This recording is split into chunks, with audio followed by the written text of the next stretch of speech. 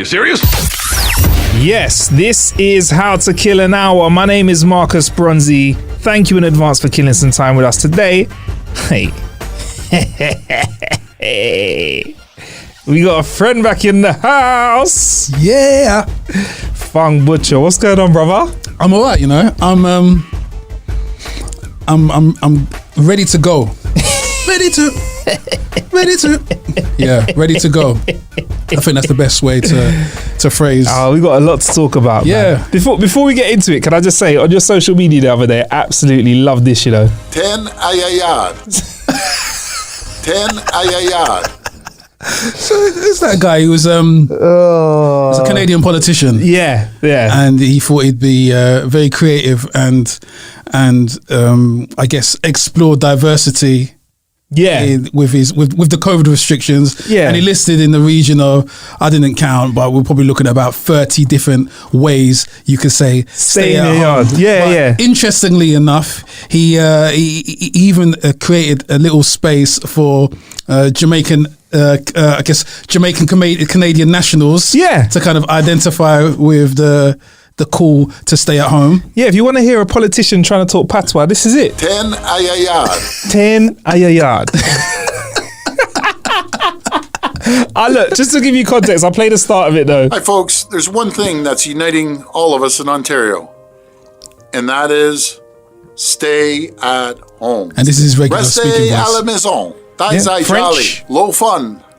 Okay. A multitude of languages, but the best one was 10 ayayad. That was the best one. 10 ayayad. So yeah, there you go. Do you know what? There's been a lot of controversy on the internet. I don't know why, but I just want to say salute to Canada and their politicians for trying their best to communicate with everyone. Yeah. I've never seen anything like that before. Yeah, I like that. At least incorporate that here. Yeah. I think Morris. Yes, UK politicians could take a leaf out of Canada's book and try and explore the ways that they could engage better. Yeah, man, 100% with this multicultural, diverse community that we're from. Yeah, Canada is leading in that.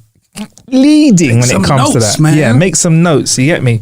Anyway, look, we got so much to catch up on. You've been so active. We had a really important conversation last year around race, and we've also it's nothing that we've been kind of scared of to talk about on the show. Really, we've kind of had conversations about it throughout. I think that's the start of the show, basically. That's actually the last time we had the show together. So that's but the last time we had a proper show. Yeah, last time we had a proper show together where we could speak about it was obviously during the Black Lives Matter kind of peak, shall I say, even though it's something that shouldn't have peaked and kind of trough, but the peak of kind of conversation last year. But you went on afterwards. You said you had some things in the pipeline. One of the things you had in the pipeline was your collaboration with Mixmag, which was a big look. Let's just talk about it real quick, man. Gosh, don't know where to start. So, and the thing about 2020, and even when we kind of get to a point where we have to explain the events of 2020 to our kids, it's going to be such a world. Yeah, it's going to be such a blur. Yeah, such a blur. It's actually mentally, when you think about it, it's quite chaotic. Like the end game battle scene where there's just so much going on to the left, to the right.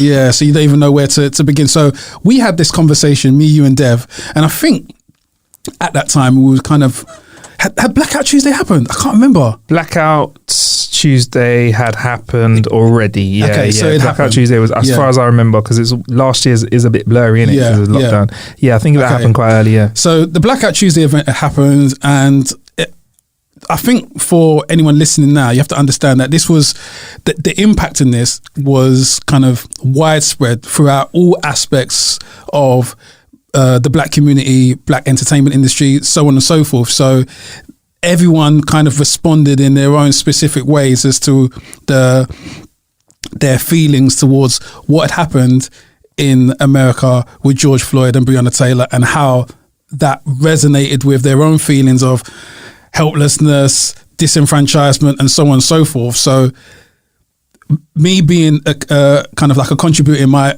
own world in electronic music, I looked again, as I'd always done, at the issues, the things that were wrong with the environment that I worked in, and I kind of brought them up. And I really took a shot into the dark by putting it out there into the ether that the kind of conversations, the tweets, it would be really good if these could all be, I guess,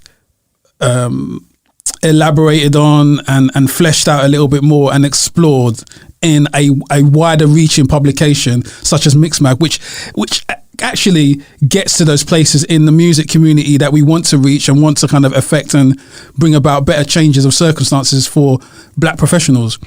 So there were no guarantees. I took a shot and it hit the target. And you find yourself sometimes having to always be prepared for those moments just in case they do happen. And that's what I had to do. I had to be prepared to deliver on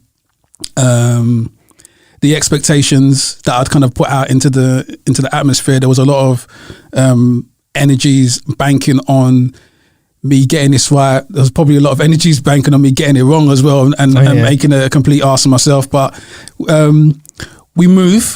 we concentrate on the bigger picture, and I was able to pull together a pretty comprehensive overview of what had been missing in the electronic music scene and why.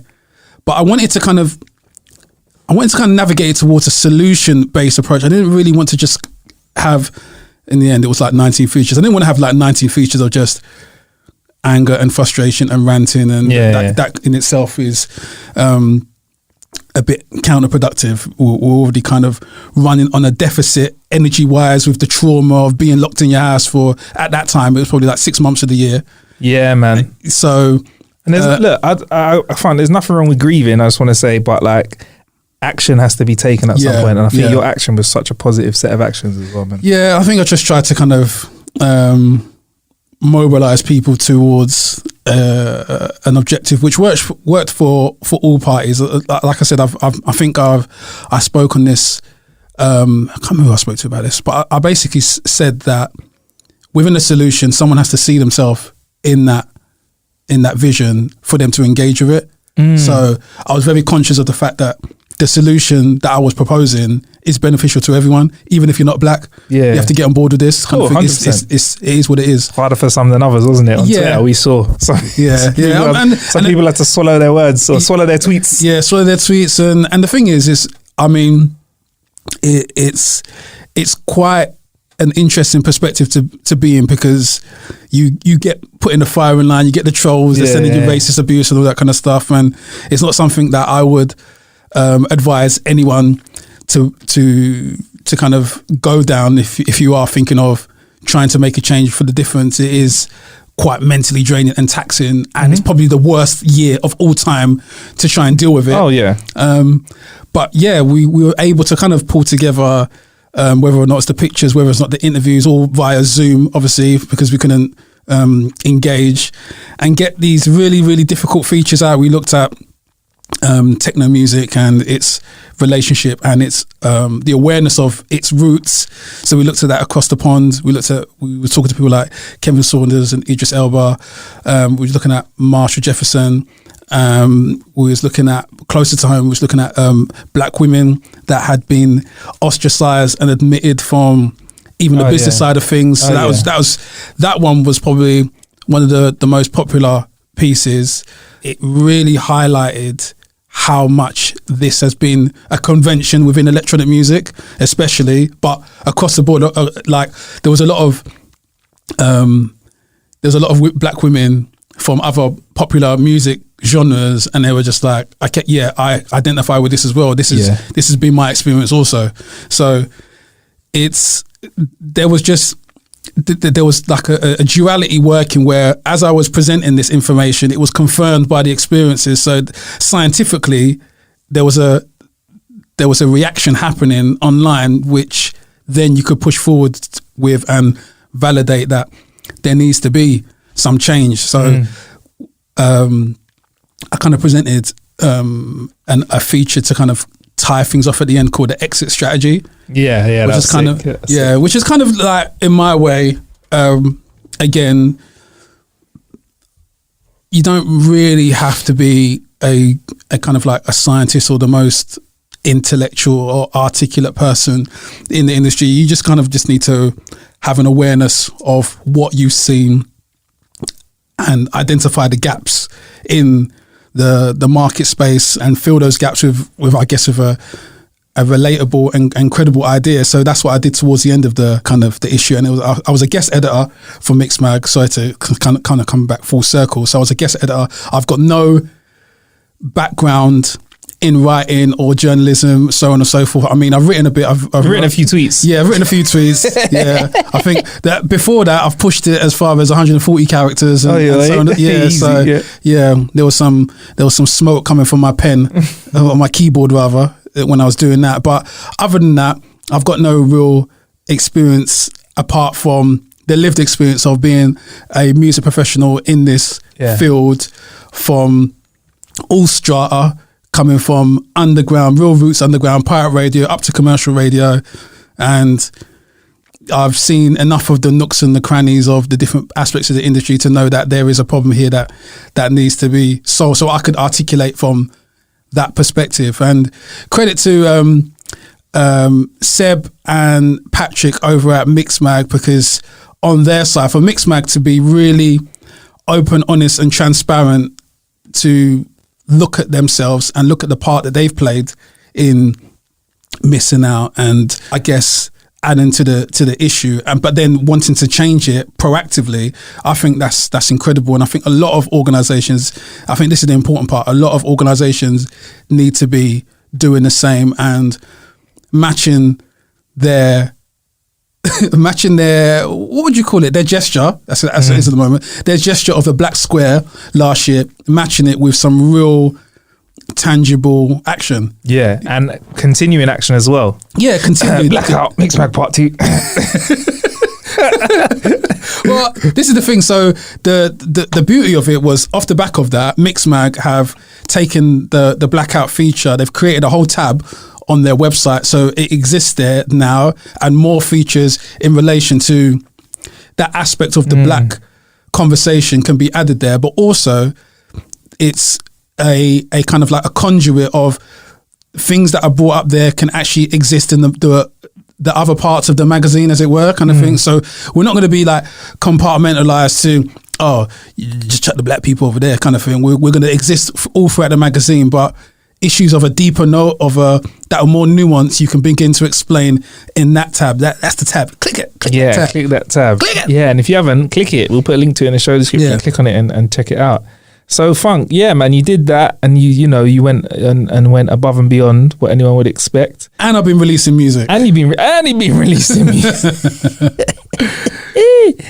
Then something that tied in perfectly with it now, which is something that you released into the atmosphere and let us know that you were involved in, is PRS came knocking, like another agency another group, should we say, of people that really focus on the artist. So how did that come around? I feel like it was off the back of the energy that you were on last year. Yeah, when you said release into the atmosphere, I was like, what, did you smell up our screen?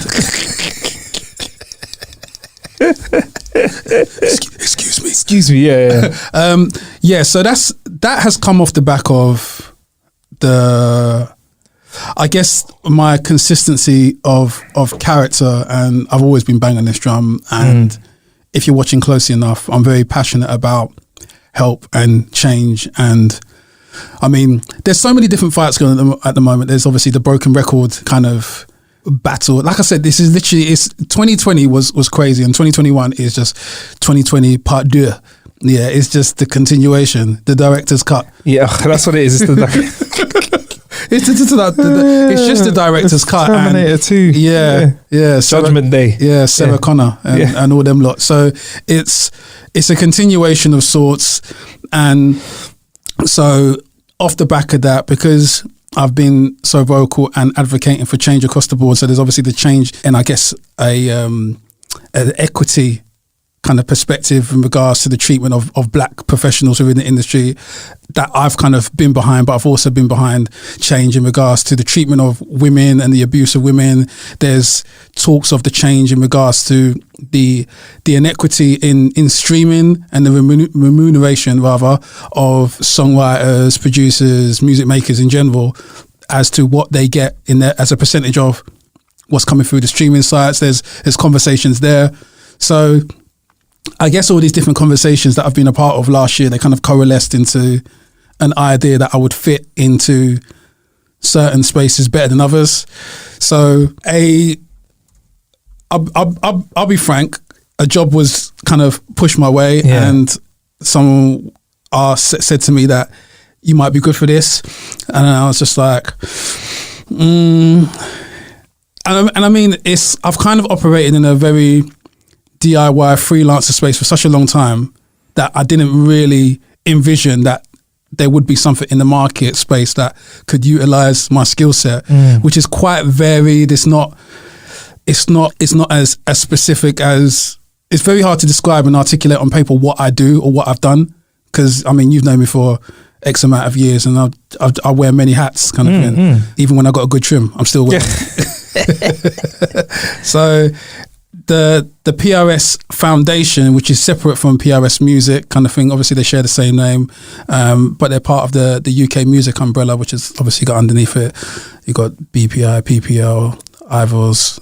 There's a whole kind of like, it's like the Marvel universe for musicians, kind of thing, and the PRS Foundation, it is that space, that organisation which connects with musicians probably more so than the others. I'm not going to get into a bit of trouble for saying this, but from I guess a customer-facing perspective, musicians are engaging with us for especially kind of financial help if they're on a pathway, a trajectory, and they kind of need some assistance. Independent musicians as well, kind of thing, not signed acts, but to kind of fit into that situation, understand it better, and see if I could be of help and of service. That it kind of really sat well, and it's weird. I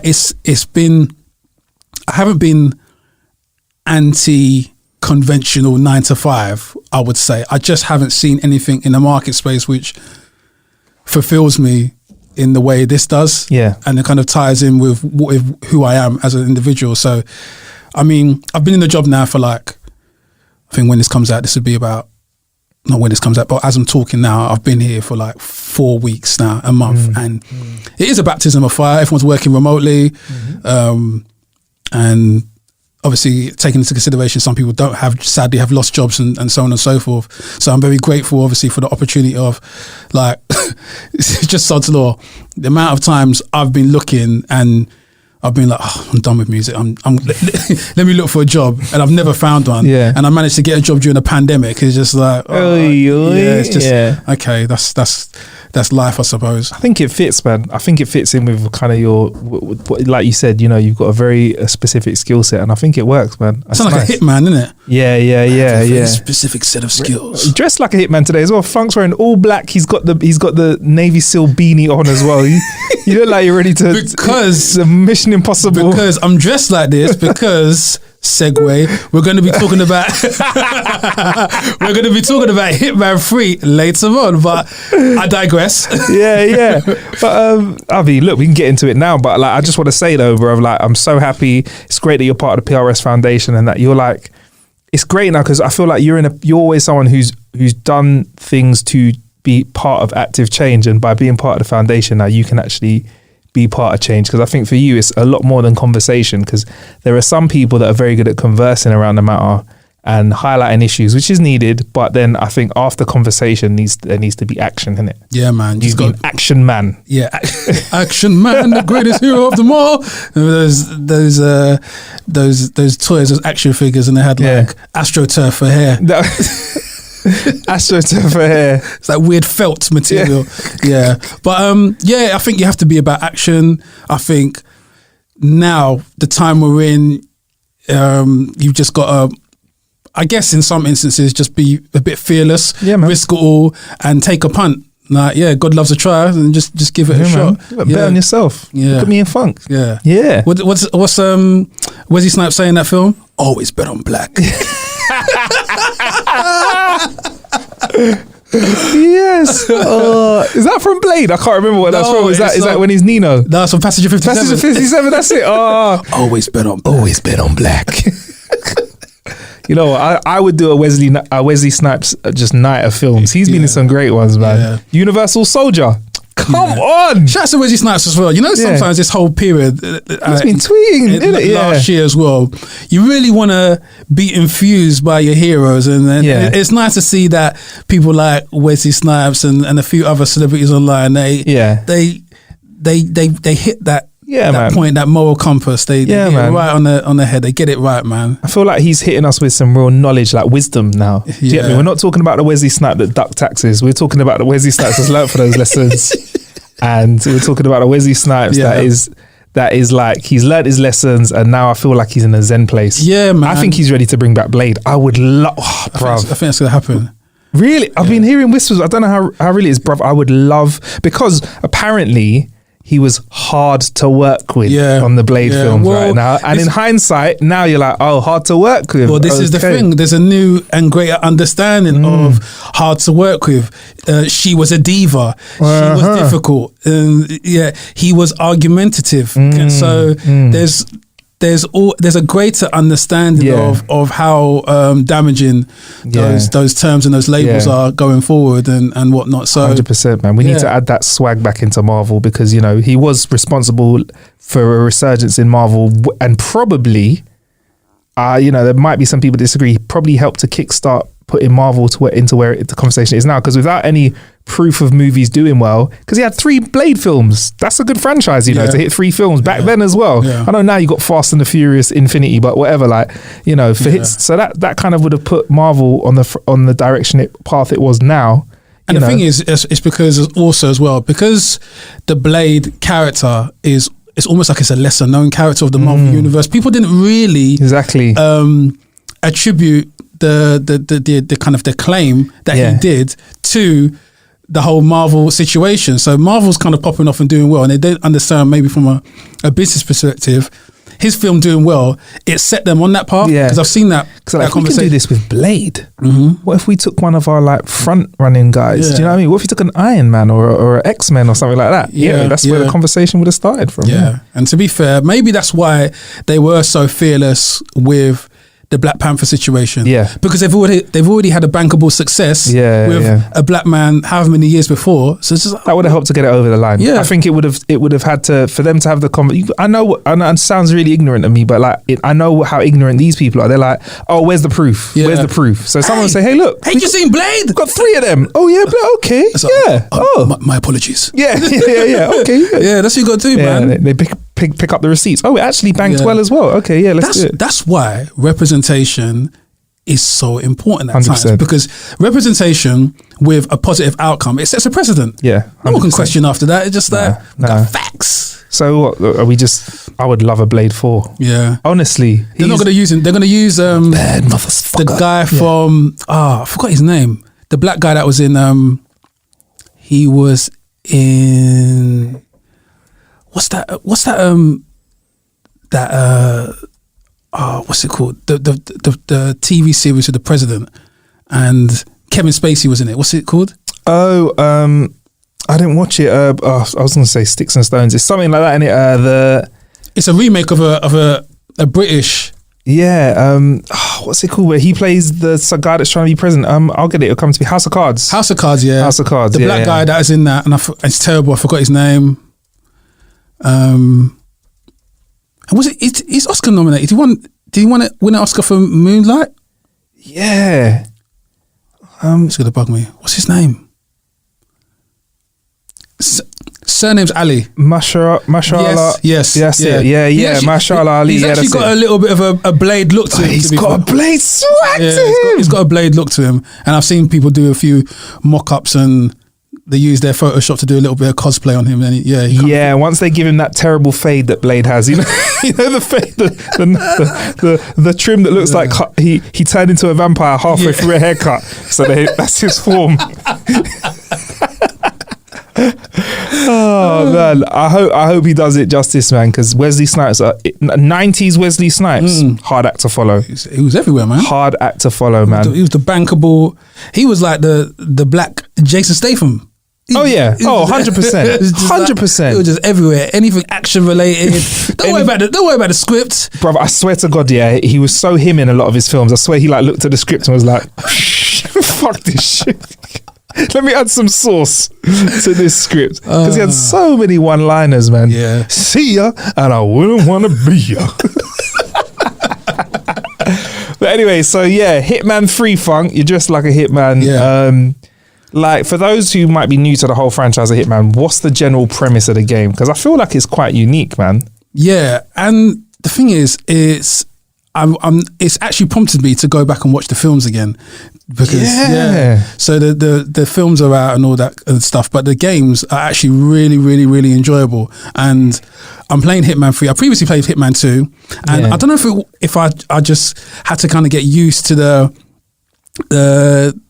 the sensitivity of the AI. Do you know what it is about this game? Yeah, when you're actually moving around within this kind of this universe of the Hitman. So you play this bald-headed hitman, with Agent 47. Agent right? 47. He's a hitman. He's supposed to be inconspicuous, but he's got a barcode in the back of his head. Got a barcode on the back of his head and the whitest bald head in the room. I feel like if a spotlight hits his head at the wrong angle, you'll be like, I'm not sure what that's. Maybe if you scan it, it will tell you he's a killer. Like, I'm dangerous. Oh, sorry, sir. Yeah. I didn't know. Putting his neck through the till at a self-service. Oh, damn. I'm going to put you back. Yeah. You might kill me. Customer service. So it's the sensitivity of the AI I'm talking about is that there's been times where I've tried to grab someone, and normally in the game you can just grab someone, subdue them and whatnot. When I grab someone, it's like, it's all gone pear-shaped. Everybody sees you. Everyone sees me, like, they start shooting me, and it's like, okay. So this game is heavily, even more so than your Metal Gear Solid kind of games, is heavily concentrated on stealth.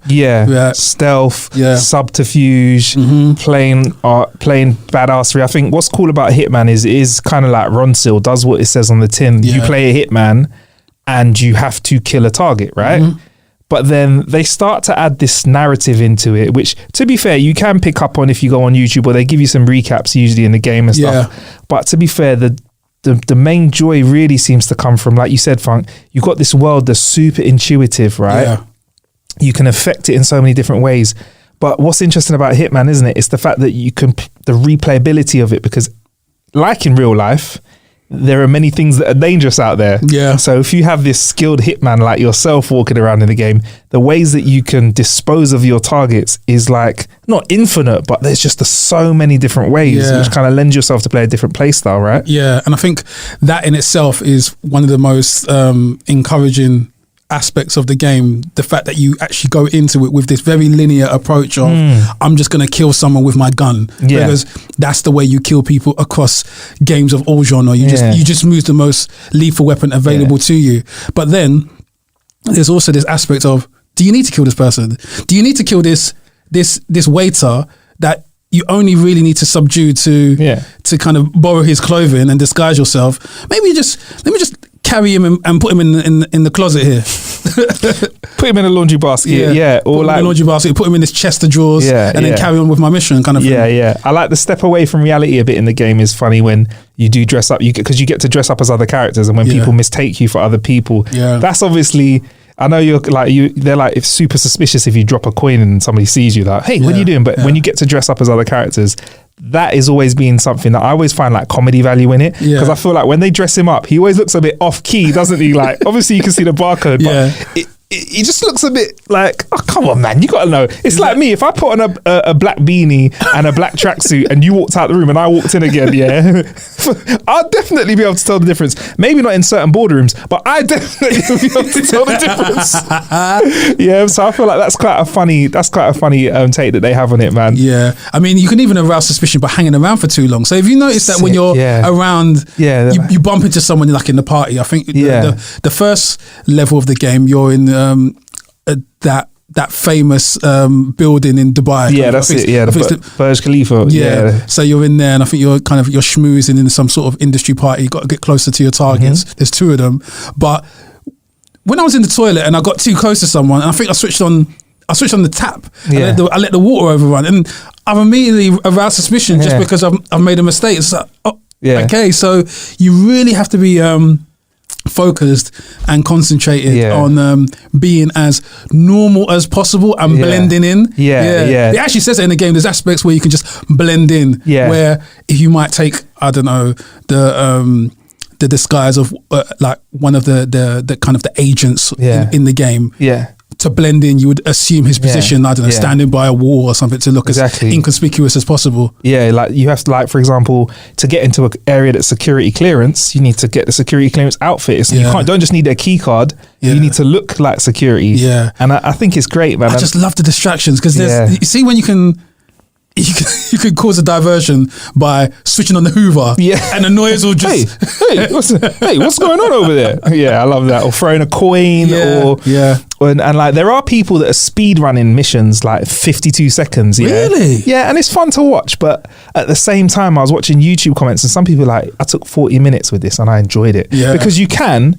The way they've built it is if you go into a party and if you're really ignorant, you can just walk around the party and take it in like a real. If you're a real hitman, you don't just run in, punch up someone and run out. No, you case the joint, you work out where the vulnerabilities are, you look for the patterns, you see who walks around, and like once you do that in a mission, the replayability is so much fun because you can like go from poisoning people, you can, like you said, straight up just shoot people, go rot them, or there's like the more acme ways of getting rid of people, like making things break or making things fall on their head or whatever. I actually killed I killed one of the targets with dropping the chandelier. Classic. It's acme, that, isn't it? That is. And then you got to get out as well. That's sick as well. You can't just, when they're dead, it's not done. You've got to make your way out like an operative. And for me, if I'm honest, Funk, when they try and tie the narrative in, that's when I'm skipping. I'll be honest, I look at it a bit, maybe like the cutscene at the start of the mission, but I don't really care about him. But it's nice to see that they've tried to do that. But it's like, what they've done with Hitman is they've not changed the game at all. It's kind of like GTA, after GTA 3, it just looks better. The AI is a bit smarter, add a bit more story in, but they've kept the premise that works. Like, multiple ways to kill people. I was going to ask you what your favourite death was, but you already said chandelier. Mine's always like the poison, the rat poison. I've never been able to kind of factor that into. It's always like poison's hard because you've kind of got to. How do you time it? You got to find out what their dinner time is. You got to find poison. You got to put it in the right place, and then you've kind of got to do it without looking conspicuous. So I've always found that being quite fun. But yeah, there's loads, man, and I feel like I reckon they'll keep going with Hitman. I think it's an easy job for them. You just got to make new levels, make new ways to kill people. So I feel like even though me and you've been talking about violence, it's not the most violent game out there. It's almost silly. It's almost comedy like. But yes, that's Hitman 3. So what are you giving that out of 5 then, Funk? Do you know what? I really enjoyed it, so I'm gonna give it a 4. 4 garots out of 5. All right. Anyway, speaking of gaming, Funk, I don't know how much COD you've been playing lately, but this is an influencer called Bobby Puff playing some COD, and he thinks that he got hacked. And this is him actually kicking off live on stream. God fucking damn you, Activision! You greedy motherfuckers! I'm trying to make a fucking living here, and you fucking greedy corporate fucks can suck on my fucking 18-inch cock! 2 games in a row, I'm trying to make a fucking living here! 2 goddamn games in a row, dude! You greedy motherfuckers, dude! Fuck you guys! Did you sound a little bit upset there? Yeah, just a tad. Oh, gosh. So basically, Bobby Puff is a streamer, and he's been experiencing what many people have experienced recently on COD, and that is because it's a PC game as well as platform, as well as a console. People have been hacking the PC version, like aiming and stuff, just like applying different hacks in the game and like auto aim, stuff like that. Auto aim's a big one because it means like somebody could be 1,000 meters away in the game and your gun just trains on them, headshots them, done. So sometimes, I'll be honest, sometimes when you play COD, for me it's like, if I get shot 10 times, one of those times is probably because of a mistake I made, Easy. And the other 9 times I'm like, nah, that's rubbish, man. Like I should have killed him, right? But there are some times when you play with other people, I've noticed like, oh wow, this guy's just got perfect aim. And hacking is an issue. It's always going to be like, it's never going to go because people always find a new way to hack the game. Yeah. But what's fascinating is it's become this thing between streamers and even casual players where they're just talking about hacking. And what's funny is this gentleman was like, I'm trying to make a living here whilst dissing the game that he's playing. But it got me thinking, Funk, like with regards to gaming and stuff. I mean, I don't see you as a rage quitter. Do you someone that stays on even if someone's giving you a pasting online? Do you know what? Still coming out now. Yeah. So when I'm playing pro, I really kind of get into this rhythm of, especially if I'm coming off the back of a defeat as well. Yeah. And I'm playing, and I think the new pro is very, very, very intuitive. It's quite relatable to the actual movement of football. So maybe I'm banking too many expectations on what the game is supposed to be doing to kind of aid my progression. Yeah. But it isn't working, and I'm basing it off like previous versions of the game, innit? So when that's not happening to me, I'm kind of like, I'm like disconnecting at like 25 minutes. Really? Yeah, 25 minutes? If it's like 2-0 and it's looking like it could be 3-0, and it's just Funk has left the game.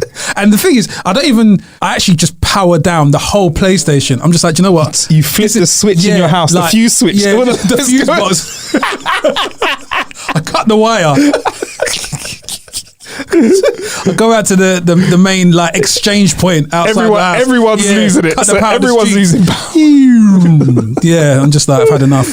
No one's watching TV in the street. Well, that's one kind of rage, like private rage. But this guy going off on Twitter, there's actual talk that people are saying that he might actually face consequences from Activision. That happened with a FIFA gamer, I think, as well. I remember before there was a FIFA gamer. He went off at FIFA, and then FIFA penalised him. And then I think he trying to transfer these Switch subscribers or whatever over to Pro. Really? Yeah. So he kind of did it to he weaponized his frustration and as out of spite. And I think that's what people that are in petty positions of power need to think about. Like, and you just, for me, it's like when I watch professional sports people, like this guy's claiming to be a professional esports player, if he's making a living out of it, or semi-pro, whatever. If you're making a living out of it, you're at least semi-pro, innit? Yeah. So he's semi-pro, right? Mm-hmm. If I lose a game in real life, even if I think the ref's been an absolute tosser, you can't. If you run up to the ref, even though English football's very lax, if you run up to the ref and were caught screaming in his face like that, like two hands screaming in his face, effing and jeffing, you're going to get carded and you're going to get sent off. And you might get disciplinary from the from like the powers that be. I mean, even you kind of point out that it's lax. I don't think it is these days. I think for dissent, blatant dissent like that, I think you're going to get a card. Yeah. You get carded and sent off. So like, what are the repercussions going to be for streamers that have potentially millions of followers shit talking a game that they've spent, check it, you've developed and they've spent like a few years making money off your game? Well, isn't that quite ironic? Yeah, I think there isn't much that can be done outside of the realm of Activision. I mean, it's not that Activision can turn around to all these other kind of game developers and say, let's all penalize him. I'll give him a slap. So they can't do that. So this is kind of the territory they find themselves in, where they've democratized their revenue stream. Yeah. They make revenue off the fact that their fans, who then turn into professional e-gamers, they make the developers the money because they're marketing the product for them through their content. So it's kind of, I don't know who needs more, who needs each other more. It's quite an interesting. It's weird, isn't it? It's a weird. It's like this ecosystem. Like no game, no games, potentially no streamers. I know there are streamers that don't need games, but if you're purely just known for your game, you're not there. Yeah. No streamers. That's billions and literal billions, maybe even trillions of hits that your game's getting. Like there was a statistic, I put it on Twitter the other day. I'll find out what the image is, and I need to get my calculator out because it sounds so fantastic. This figure, Funk. Players have collectively spent more than 25 billion hours, 2.85 million years playing Call of Duty, longer than the course of human existence. Like, something didn't ring right. I was like, hang on, but we've only existed. But yeah, apparently if you add up all of the hours, that's what they're at, bruv. It's I didn't realize the power that streamers had over the titles now, and how it's kind of an ecosystem that needs to stay up. Yeah. Fascinating. So yeah, they're saying that Bobby Poff, we don't know what's going to happen. He said in another clip that I won't play, Bobby Poff.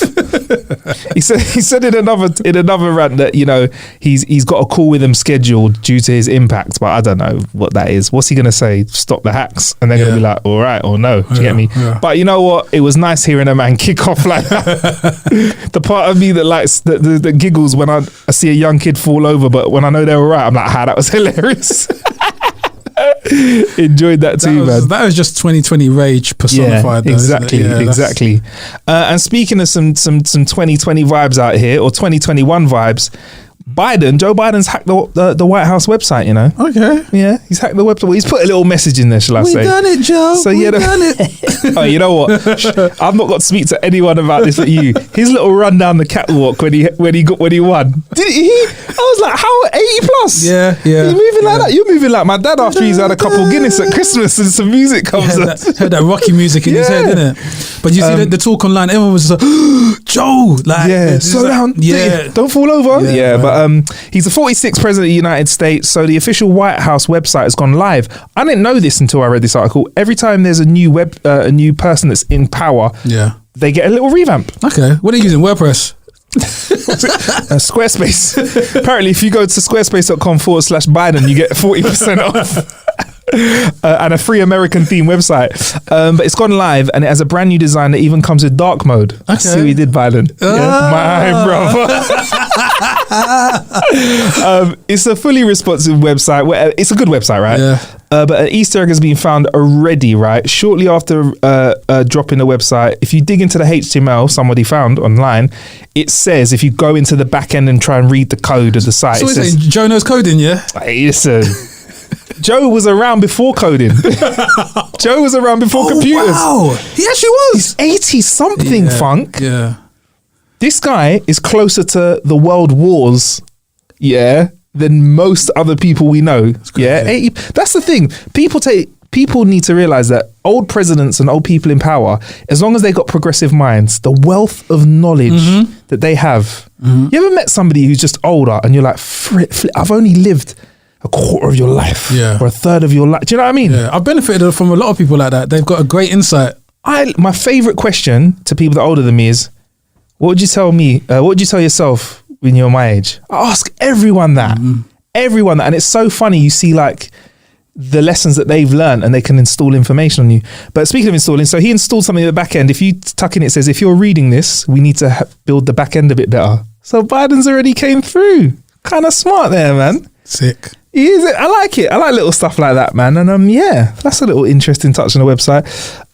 Engadget, who kind of reported this as well, they said it's no accident and it's part of Biden's 1.9 trillion COVID relief plan. And apparently there's 200 million out of that available for hiring personnel. And a big part of that team is making sure that you're tight on the website, man. You can't be having a dodgy old website. From that onto robots for grandma, Funk. So robots may be the new companion for older relatives in your family because lockdowns and global pandemics are meaning that robots keeping older relatives, company in a time where social interaction is very limited is becoming more of a viable thing. So I don't know if you remember iRobot, Will Smith's mum in it had a helper robot and there was like a woman with asthma and her robot was running with her purse to give her asthma, and then Will Smith with great prejudice watched this robot running down the road and tackled him because he didn't like robots, because they all look the same. See the message there? But basically Vox is another website that I like to read a lot. Spoke to Mabel Lerouzi and their robot dog. And basically this dog was convinced it has a little bark, has a little waggly tail, its eyes open, its head turns and faces you when you talk to it. And the robot dog also has a synthetic fur and sensors that respond to touch and a heartbeat as well. Now, apparently, this makes you much less lonely as an older person. And since March, since Le Ruzic got him, she said she enjoys watching TV with the dog, brushing him, tucking him into a makeshift bed, hugging him, cooing into his ear, saying that she loves him, and she's fully embraced a robot dog. So potentially before 2019 or COVID-19, having a pet robot was a ridiculous idea. Yeah. Now, post COVID-19, they're introducing these dogs into nursing homes to keep lonely people company. So in New York, 1,000 seniors received robot pets through the Association of Aging. 375 people received them through the Florida department. So there's 1,500 robot dogs out there with old people as we speak. Wow. I've just thrown this at you. What's your first take on it now that I told you that they're using these to combat loneliness? It's funny you mentioned Will Smith just now for having a distrust and a subconscious a prejudice. Not even subconscious, it seemed quite blatant and out there, but that has a lot of parallels with The Mandalorian. Because he didn't like robots. He didn't like bots. Hates robots. Yeah, he hated it. So I dread. So I'm thinking to myself, maybe there is a level of distrust for all the issues and the kind of the gripes that we have with humans and human interaction and human behavior and the fallibility of it. We that's just us as humans. Yeah. We're not happy with this, but yet it's like we can't be pleased. There's something else wrong. Exactly. And so we're unhappy with robots. But it's interesting because I think that comes from the way popular culture has in some ways demonized robots. Like the not even the pitfalls, what you should be wary of in regards to things such as like the T-1000 and things like that. So what popular culture has done to robots is the same thing which popular culture has done to sharks with Jaws, and spiders with arachnophobia and was it Eight-Legged Freaks and those kind of cult films. So I don't know, but in some ways it's a great, I guess, interim solution to combat loneliness. I've read quite a few things online that to kind of combat against things like dementia and Alzheimer's and having some sort of constant stimuli. Very important. It's one of those things that you can help kind of stave off the onset of it. Sudoku, Sudoku as well. Lots of crosswords, puzzles, but I'm also thinking long term. You see me, I'm getting into my Kwame head again. I'm thinking long term. So I'm thinking, so what if? Because a lot of people have been complaining about, I'm learning from a dating perspective. What if to combat the fact that there's no quote unquote eligible partners, we start getting robo boyfriends and robo girlfriends? Well, the body part replicas exist. We've had the Booty Master 3000. That was a big hit. Yeah, that's a classic episode. Go back, listen to that. That was the pre-PRS funk. Yeah. So you gotta delete that. I'll save that. I'll save that. I'll be like, funk, yeah, man. I need to be part of that PRS foundation. But you've got those separate body parts out there. So there's like sex toys and stuff people can buy. And we can design AI. Yeah. Just so you can argue with him. Yeah. You can argue with this robot to your heart's content. Yeah. Are you gonna leave that mug there? You're gonna leave that mug there? Okay, cool. You can actually put a setting on your nag. Your the nag level for half an hour, an hour. Yeah, the Nagbot 2000. But yeah, I think maybe the step, right? How about this for a feasible step? I think, right, so the technology is going there. We need to social distance, right? Yeah. We like to date online. What if everybody had their own tailored body that they could interact with sexually at home, but you still date the person, like their faces, like crude version, their faces on the screen. Okay. So like you have your, perfect, your home robot, I have my home robot, and I like would swipe away on social media, Tinder or whatever these kids do, yeah, and that's your date. So, but so you'd be like, so you could get rejected by your own robot. So do you want to come to the living room for a coffee? Nah. That could be feasible though, because if we can't physically be around each other, then a little robot. I still think I as a person can tell the difference. Like I don't think it would give me, if I hugged a robot, I don't think it would make me feel any better. Like feel the circuitry. Yeah, I don't think the static, get a static shock. Yeah, I don't care what kind of like robots like subwoofer heartbeat you have in your chest. Like, yeah, it's not gonna make me go like, oh yes, oh this is is that the butterflies you felt, or was that the static shock? Yeah, the surge of electricity. I love it when she groans in my ear. Really, the battery's running out. But yeah, so it's fascinating, man. But I don't know, man. I feel like I like personal interaction. However, I like big. I like robots, and I cannot lie. But I like personal interaction. But I'm pretty cool without seeing people. Yeah. Without sounding antisocial. Yeah. But I don't feel like if I saw a robot with someone's face on it, it wouldn't make me feel better. So you're saying? I think everyone's kind of moving into that space where they're half complaining about going back out into the real world out of lockdown, and then they're half complaining about engaging with people. So yeah, people are forgetting about that whole hour they used to commute to work and back, you know. And they didn't say anything to anyone. Yeah, 2 hours a day. What did you do? You had to listen to podcasts like How to Kill an Hour. But I don't know. So some people say like replacing human caregivers with robots could be detrimental to a person being cared for because it can reduce the elderly person's level of human contact even further, which I guess is a point. But I don't know, man. Like, I mean, you kind of find yourself in a bind because once you do this, then how can you argue about kids always engaged in AI? Exactly. When grandma's talking to the robot as well. Yeah. Is that not the same thing? Yeah. Talk to someone real. Yeah, talk to someone real. But yeah, so it's a fascinating subject. I just think it's something that we should keep our eye on, man. But, you know, would you say... Are we there yet, though? Are we there? Apparently, are we at that point of sophistication of AI where it feels like you're engaging with a real person? Nah, I've messed with a few chatbots. There's a chatbot out there which we'll quickly chat about. There's like this chatbot that came out where you can upload your... Actually, let me just bring up something. Because Alexa's quite good sometimes. We got to let some of those personal assistants, when they respond back to you, they're quite intuitive and... Yeah, well, actually, I'll save it for the next episode of How to Kill an Hour, but there's a chatbot which is helping us talk to the dead where... Do you know that? Did you ever watch that Black Mirror episode where somebody's boyfriend passed away and they uploaded their kind of... A Ouija board black bot. Yeah, so there's someone who's done some work on it.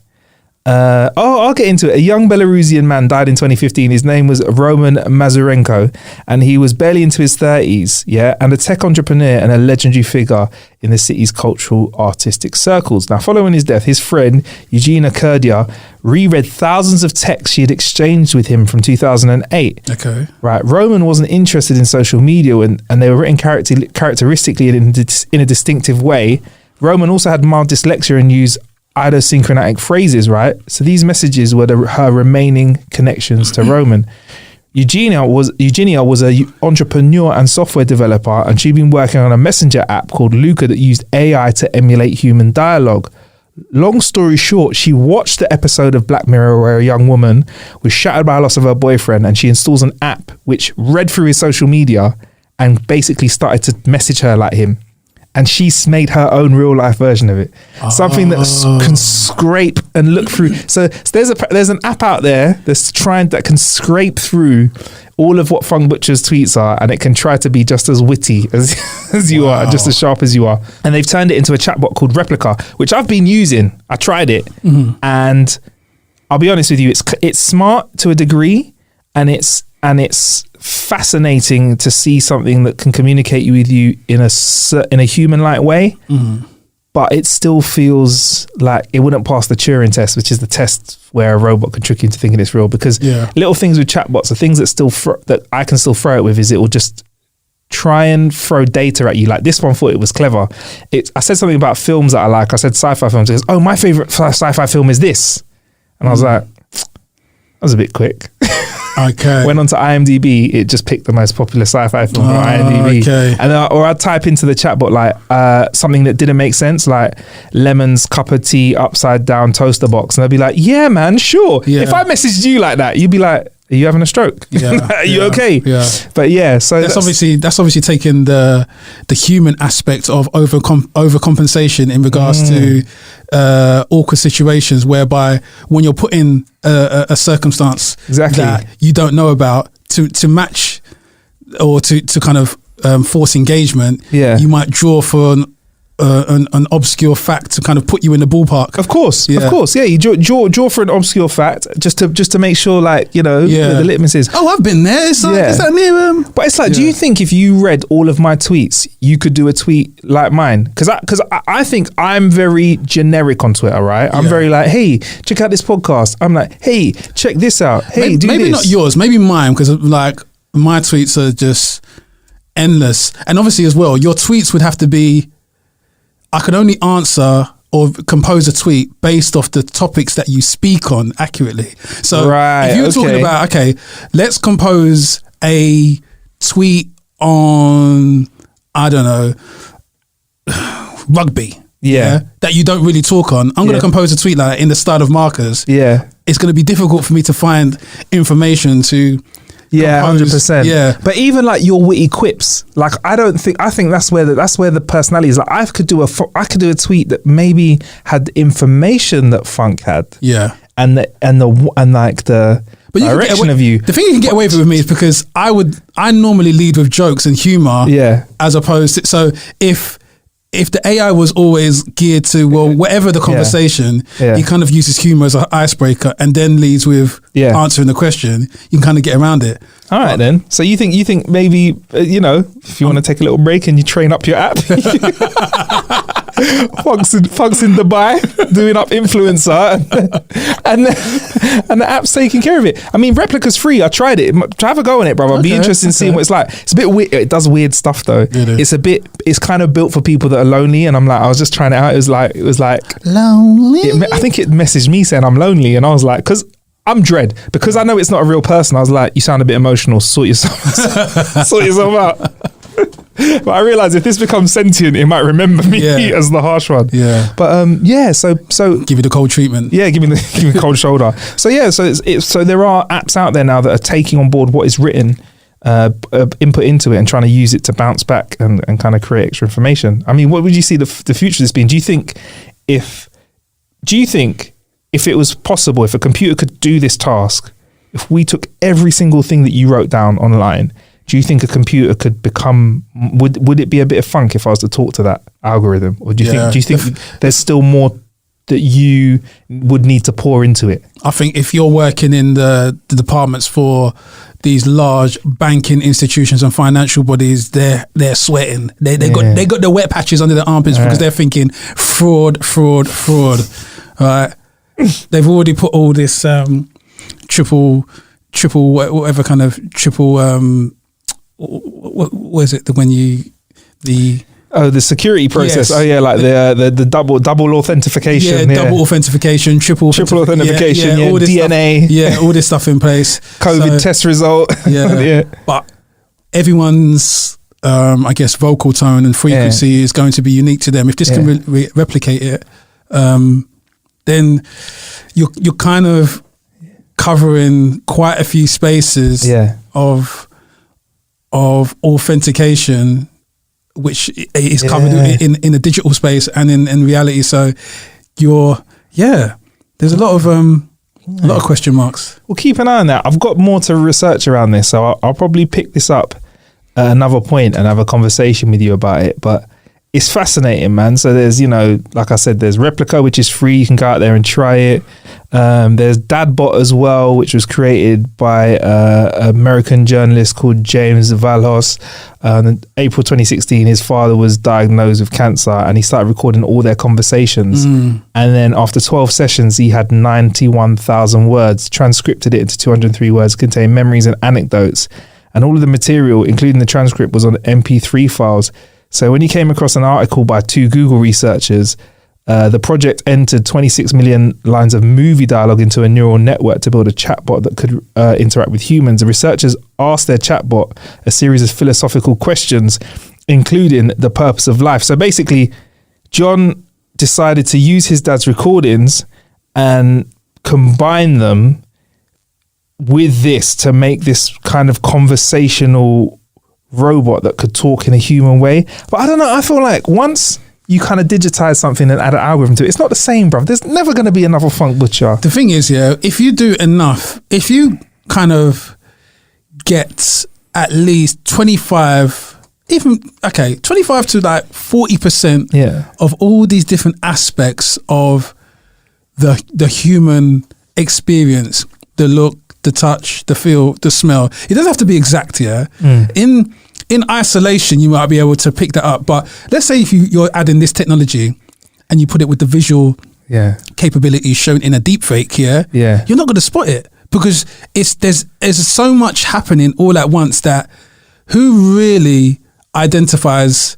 So, for example, if Billy was to walk into this room right now, maybe not yourself, but I would have had to have studied Billy over a series of circumstances to identify whether or not this is the real Billy in this room with the real voice and the real look, or someone else. But because we don't engage with one another to that degree, we only see the 20% of their talking, their movement, their expression, and it's probably enough to kind of wing them through.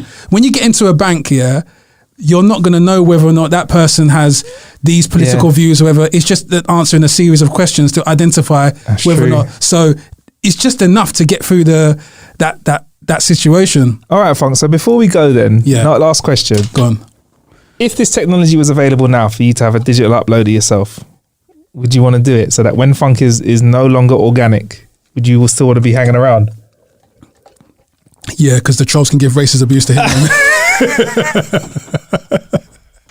Funk Butcher _AI. Come at me, bro. 25-8. I'm here all day long. Yeah, they can burn themselves out being abusive to that guy. Yeah, it? And I could be sitting on the beach somewhere. I'm out. I'm out. I don't care when it's my turn. I'm out. I'm gone. Anyway, this has been How to Kill an Hour. I've been Marcus Bronzy at MarcusBronzy is where you can find me on social media. Obviously, you can find How to Kill an Hour on social medias at How to Kill an Hour. Where can we find you, Funk? I'm at Funk Butcher all over Twitter all day, every day, baby. Oh, baby. And if you're an artist and you are forthcoming and up and coming in the industry, what you want to do is call Funk Butcher on 07. Go to the PRS website, the PRS Foundation website. Right, plenty of ways to kill some time out there. Thank you for killing some time with us. Bless. Jeez.